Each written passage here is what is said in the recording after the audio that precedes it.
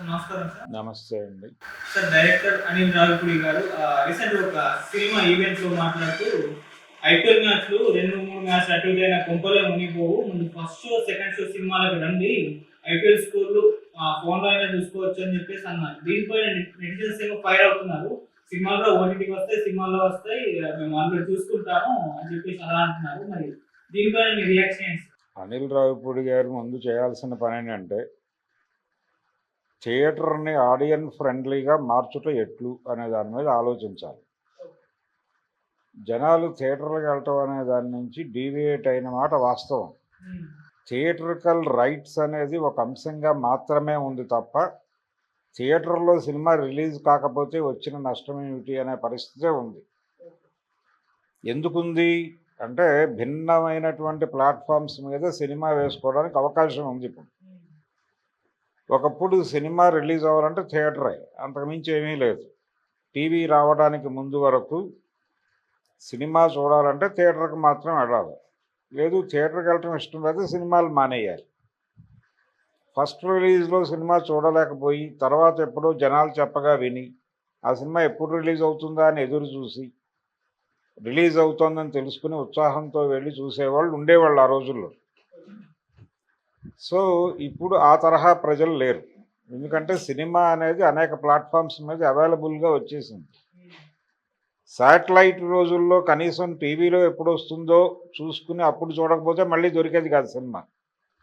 ఇప్పుడు యూట్యూబ్లో అవైలబుల్గా ఉంది, ఓటీటీ ప్లాట్ఫామ్స్ మీద అవైలబుల్గా ఉంది, ఎక్కడో చోట చూసుకుంటారు. అందుకని సినిమా చూడాలంటే థియేటర్కే రావాలి అనే పరిస్థితి పోయింది కదా. పాకెట్ న్యూస్ రూమ్ అనే కాన్సెప్ట్ ఉండేది ఒకప్పుడు. అంటే మీ జేబులోకే సమాచారం వస్తుంది అని. ఇప్పుడు పాకెట్ ఎంటర్టైన్మెంట్గా మారింది ఓటీటీలు వచ్చాక. మీ జేబులోనే మీరు ఏదైనా చేసుకోవచ్చు, ఏదైనా చూడవచ్చు. ఎవరి కంపార్ట్మెంట్ వాడిదే. ఇంట్లో 10 మంది ఉంటే 10 మంది 10 సినిమాలు వేరువేరుగా వారి వారి ఫోనుల్లో, వారి వారి ప్రాంతాల్లో, వారి వారి గదుల్లో, వారి వారి ఛాంబర్లలో చూసుకునే వెసులుబాటు వచ్చేసింది కదా. ఇప్పుడు ఎందుకు థియేటర్కి రావాలి జనాలు? పైగా మీరు థియేటర్లను ఏమైనా వీళ్ళకి ఫ్రెండ్లీగా ఉంచారా?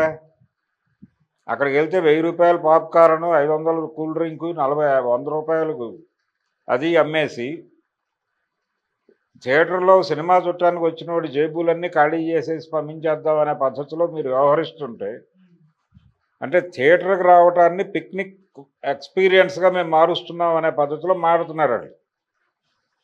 పిక్నిక్ ఎక్స్పీరియన్స్ కోసం రావాలా, సినిమా చూడటానికి రావాలా అనే ప్రశ్న వేస్తే ఏం సమాధానం చెప్తారు వాళ్ళు?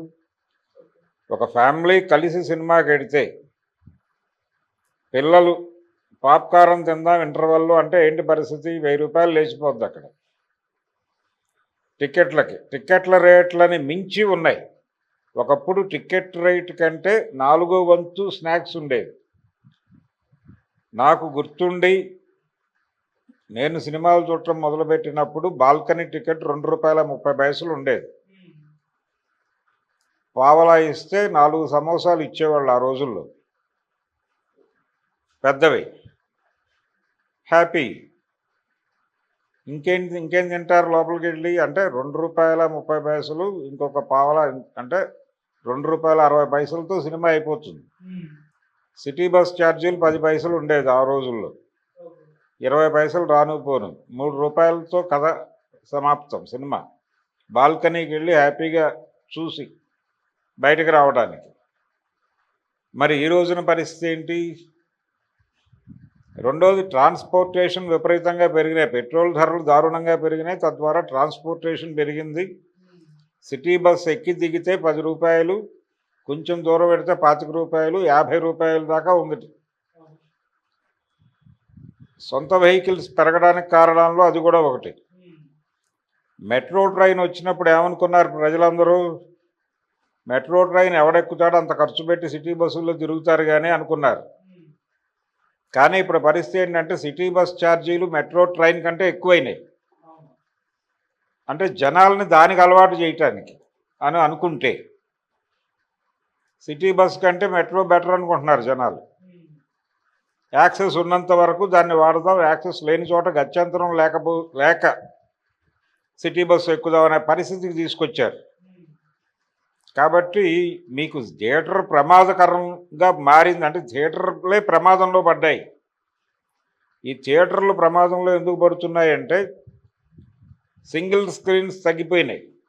సింగిల్ స్క్రీన్స్ అనేవి చాలా వరకు లేచిపోయి మల్టీప్లెక్స్లు పెరిగిపోయి, మల్టీప్లెక్స్లేమో ఆడియన్ ఫ్రెండ్లీగా ఉండటం మానేసి ఆడియన్ ఎనిమీగా మారినాయి. ఎనిమీగా మారిన చోటకి ఎందుకు వచ్చి మేము అంత డబ్బులు ఖర్చు పెట్టుకోవాలి?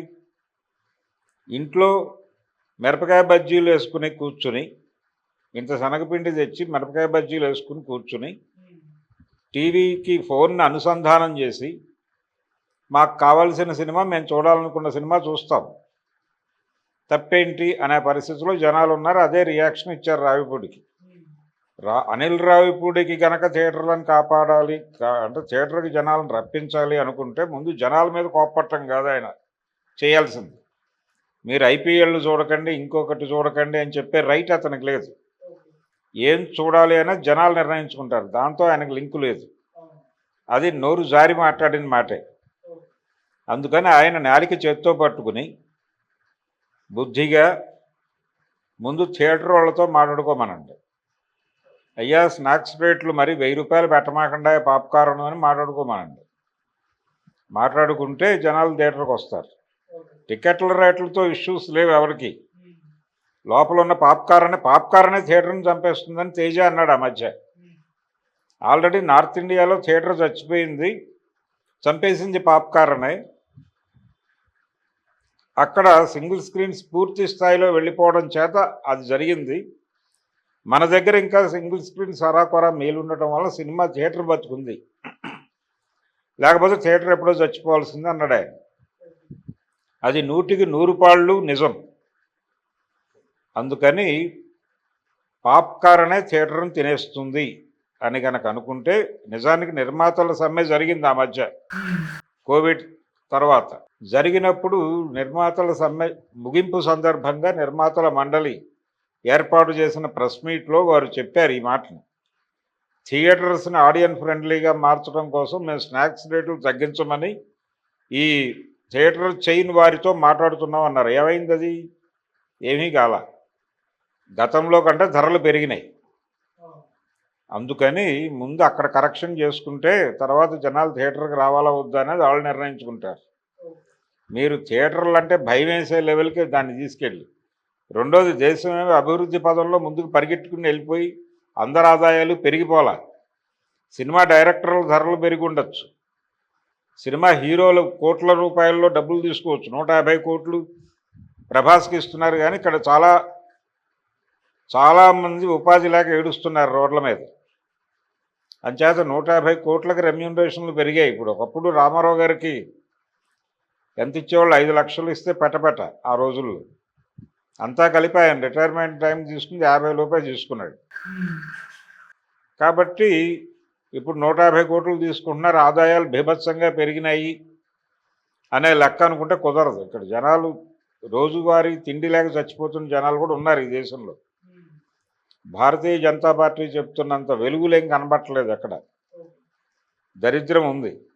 కాబట్టి సినిమా ధరలు, టికెట్ల ధరలు, అమ్యూజ్మెంట్ పార్కు ధరలు ఇవన్నీ కొంచెం తగ్గించుకోగలిగితే జనాలు థియేటర్లకు వస్తారు. థియేటర్లకు రావాలనే తపన ఉంటే, థియేటర్ని కాపాడుకోవాలి అనే తపన ఉంటే ముందు అక్కడికి వెళ్ళి పనిచేయమనండి. ఆ తర్వాత జనాలు వస్తారు. అంతే తప్ప జనం మీద పడి అరిస్తే జనం రారు. Thank you so much. Thank you.